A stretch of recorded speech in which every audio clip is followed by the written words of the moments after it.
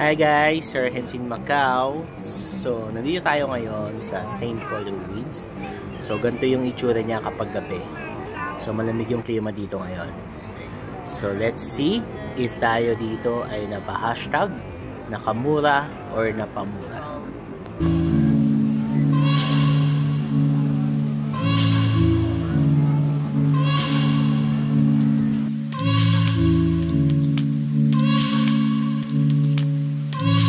Okay, try ko akyatin. Actually, ayoko na sana umakyat kasi nakakapagod. Pero dahil malamig ang klima, so yan. So,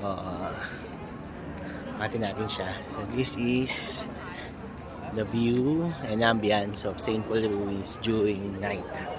Okay. So, marami pa rin tao. Pero hindi ganun karaming tao. Compare kapag umaga ka pumunta.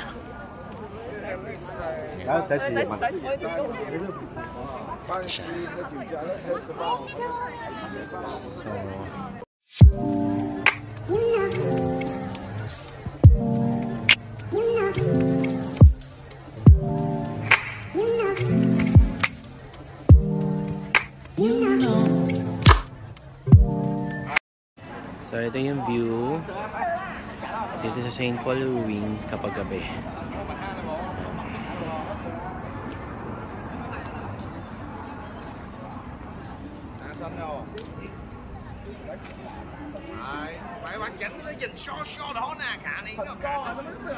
Siya.